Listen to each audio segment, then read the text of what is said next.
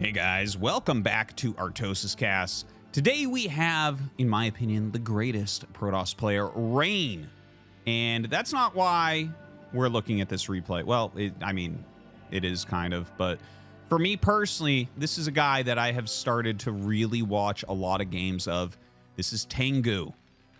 You probably don't know who TaEnGu is unless you are completely obsessed and follow everything about the Brood War scene like me. But TaEnGu has been top of the ladder, like nonstop for the past year-ish, right? He's been having like multiple accounts in top 10. He's an amateur Terran player. He is grinding like crazy, and he just won the ACS tournament, the Africa TV Challengers Star League, which will take players who are not considered pro gamers. You're allowed to play in that, and if you end up winning ACS, then you get a spot in the final match of a qualifier for ASL. So that's like you're literally one series from qualifying for ASL at that point. So TaEnGu won it this season. That's huge. The player who wins it doesn't always make it in, but honestly, watching his games, seeing his play, I think that TaEnGu is going to make it into ASL this year. Whether it's this season or next, his play looks very good. It looks very professional, and honestly, it looks better than some of the pro Terrans that do make it into ASL. So I'm very excited about this guy. But this is kind of the ultimate test, I think, right? Rain for me is like the Flash of Protoss. He's just incredibly smart. He knows what he's doing at all times. So let's see how TaEnGu matches up against that. We're on Apocalypse, and they do scout across each other. That's like a very fast scout from TaEnGu, which shows us that he's planning on going for a gasless expansion. But as he saw the probe coming and the angle the probe was coming at, he throws his gas down, and that's a very late gas. But what he'll probably do is just mine from one, like he's getting the second depot. He'll probably mine one SCV on here, make a single Marine, and go for the command center. Because his SCV gets in and sees like, oh, this is actually Nexus first into Gateway. So, and it's a greedy version, but he doesn't have a build here that can punish, right? So basically, if you see the probe coming before your barracks is done, you have to take your gas, because if they offensive gas you, you're just completely behind against everything, right? So it's just, that's the way it is. So TaEnGu will send out his SCV. He actually makes his secondary Marine, maybe just to make sure that the probe will have to stay out of his base, and he gets that command center started. Where does SCV go? Okay, there it is. Just scouting the timing of things. Will there be a Zealot made? Yeah, Rain does start that Zealot. He doesn't want any shenanigans of two Marines walking across the map. Sometimes pros will skill check each other with that, or not skill check, but like greed check, I guess is the right way to put it, right? Like, it doesn't make sense to send two Marines across the map, but because of that, sometimes they'll skip the Zealot in this situation, so then maybe you do want to send two Marines across the map. He won't do it here. TaEnGu instead just removing his scout, at least for now. We have that first factory on the way, and let's see how many factories he's going to go into. I would imagine it's just going to be the straight up 2. He will want to get a bunker relatively soon here as well. Definitely something you have to keep in mind is that even though like this is a Nexus first, they eventually Rain will have Dragoons and be able to send them out. And if he sends it out and you don't have a bunker, well, suddenly it's like, okay, was I too greedy here? Maybe. Now, there's the second factory for TaEnGu. Looking over at Rain's base, you can see he's skipping the range upgrade and instead going for robotics. He does have a Zealot coming across the map. And the Zealot, like, 3 Marines can beat a Zealot. It's kind of funny. If he sends the Dragoon immediately, like, this walks all the way across. And yeah, the bunker gets started. So TaEnGu actually has such a good idea of when a Dragoon can get here. And this is kind of annoying, right? He's putting some real damage on the Marines. And it's like, oh my God. Okay, TaEnGu does end up losing just one, but takes so much damage. These Marines are basically worthless outside of a bunker now. And that's not nothing as well. Like, the Zealot, like one Zealot is like, okay, well, I mean, it will be useful, but making it so that the Marines can't really be pulled for a pressure push is good, because that's really common in these types of situations where the Terran player will make between 2 and 5 tanks and push out and try to put pressure on. And if you have like 3-4 full health Marines, every Marine takes 4 Dragoon shots. So even that small thing, he made it so that like if there is a pressure push, it's just not nearly as good as it would have been. Now, shuttle on the way, second gateway. We can see there is an observatory. So it looks like he'll go shuttle observatory Reaver. I mean, it's shuttle obs Reaver. And that's that is the most efficient use if you want to get all 3 of the units out of the robotics quickly, which oftentimes is the case. This is the most efficient usage of the robotics, is to go in that order, right? So you obviously the observer coming out after the Reaver doesn't make sense if you're going for all 3 of them. You want the observer to go across and scout. But the shuttle, you know, you start the shuttle, then you get the observatory, and you start the observer, and then you get the support bay. Both these buildings only take as much time as like a missile turret or a vulture to make. So they build very, very fast. Anyways, he does have the observer out. He can go scout with that. The shuttle is out, but it's hiding on the side. He's just put it into an area where units like aren't going to see it from the ground. You'd need to hit a scan or have something flying. So a very good hiding location. We have double factory siege on the way. Yeah, we do already have speed and mines, but look at the vulture count that TaEnGu has made here. This is kind of an interesting thing. And by the way, he does have +1 going. He does have the academy going, and he should have an E-base started. Yeah, there you go. He already has it finished, in fact. So anyways, notice that he only got 3 vultures out here. I really, really like that play. So he's focusing on siege tank production, but he has the vultures out because they're gaining him tons of info. Without these, you have literally no info until you get your academy up, right? So he just gets that quick speed. He gets that quick mines. Lays just a couple mines. It's like, are you going in that direction? Are you being sneaky? You know, here's a base you might want to take. And lays them like that, and then just scouts. It's like, okay, third base. I think he saw the observatory, right? Obviously, he sees an observer in his base. And now he's just building higher quality units. So love what we're seeing here from TaEnGu. Rain flying in now. He has the Reaver as well as a couple Zealots. Drops a Zealot out here. Going to try to get a good Scarab. Okay, gets a couple SCVs with that one. A good first shot.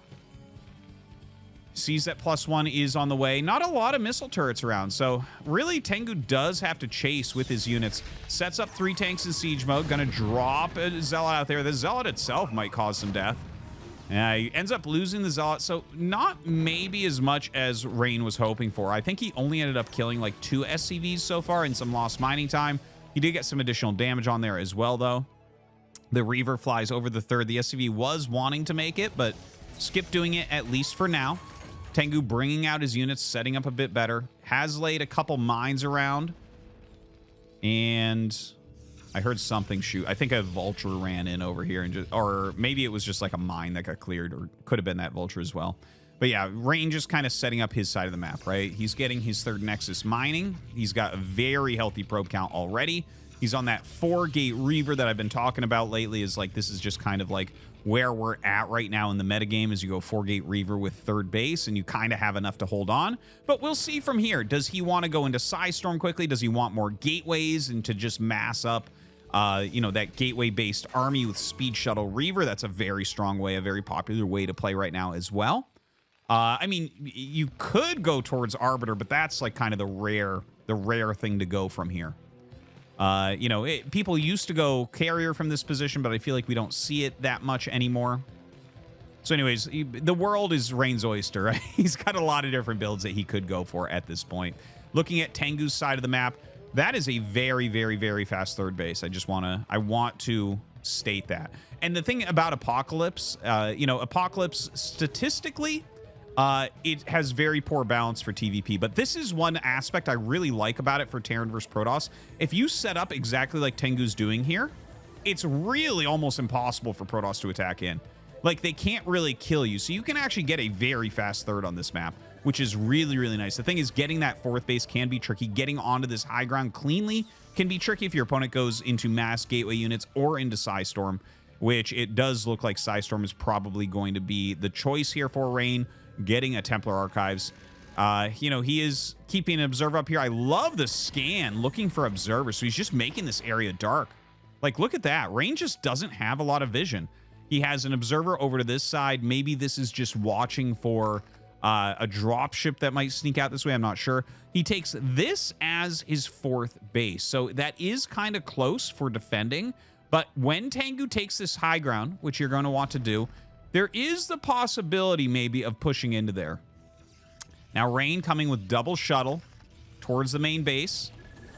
Ooh, that's a good catch. 2 Goliaths just kind of randomly sitting here. I don't know if they just popped out and are kind of stuck. That's actually what it looks like, is that some SCVs are getting in their way here, and there's just not a good way through. So maybe not the best building placement there for TaEnGu. But the Goliath's very luckily in position, forcing those back. So that 4th Nexus is almost done. He's going to bring the 2 speed shuttles in towards this 3rd base. Takes a lot of damage on that one. Okay, going to drop a couple of Reavers here out of range of any siege tank. So he will start to do a little bit of damage. He's going to get rid of this turret as well. That's going to open up more room for his shuttles to possibly fly in. Don't forget, he does have that one with the Zealots in it as well. A tank moves forward and will start to hit those Reavers, so he's going to go ahead and pick those up while he sends his probes over. Looking at the main base here of Rain, adding those additional gateways as well. So he is really getting heavily into that gateway macro, and of course, Psystorm almost done. Looks like he is going to set up a new 5th base also. And good timing on that as well. He's got 76 probes against 66 SCVs. Both these guys have basically everything that they want, everything they could want at this point.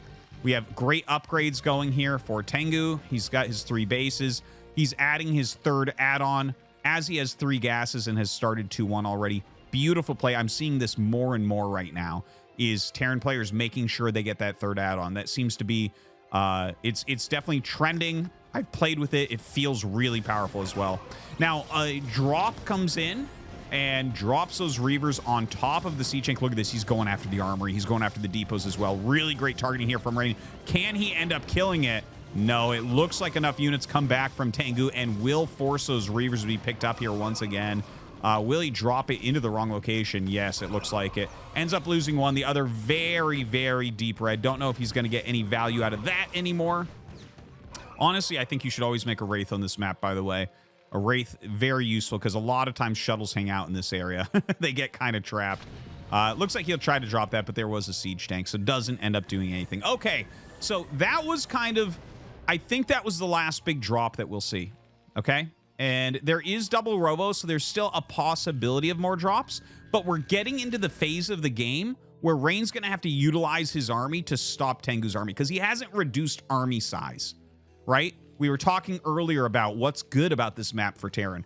It's being able to turtle up this area, and you're kind of invulnerable on 3 bases. So it's allowed TaEnGu to get into a very strong army. And TaEnGu is almost maxed out. He's going to have his 2-1 upgrades done. He's getting into EMP, and he has a lot of siege tanks. So Rain has to focus on hurting this army as it comes up these 2 ramps. That, I think, is the #1 thing for Rain. If he's going to win this game, he's gotta slow this down a bit. Okay, it's coming up the ramp. He has a lot of Psystorms in the shuttle. Here they come.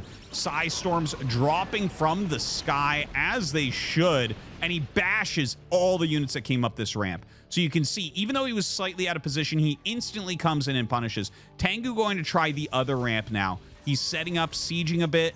If these Zealots were more centralized, it feels like this is an area that Rain could punish. So maybe a slight mistake there that he hasn't sent these units forward at this point. He pulls the Dragoons back.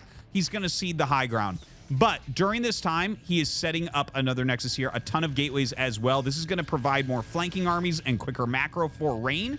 Really, really good. And this is how the map gets played late game.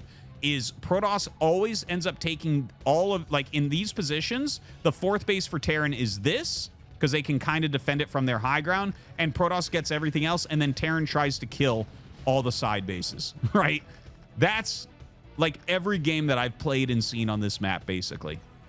And it's like, okay, can you break Protoss down before they've just overwhelmed you and you know, slowed you down enough that they get a huge economy and keep replenishing? Now, here comes Rain. He's attacking in. He's getting those Psystorms down. He's reducing that siege tank count. Bunch of Zealots kind of get caught up there, but they do turn around, get on top of these tanks once again, and will start to break through, doing a fantastic job here.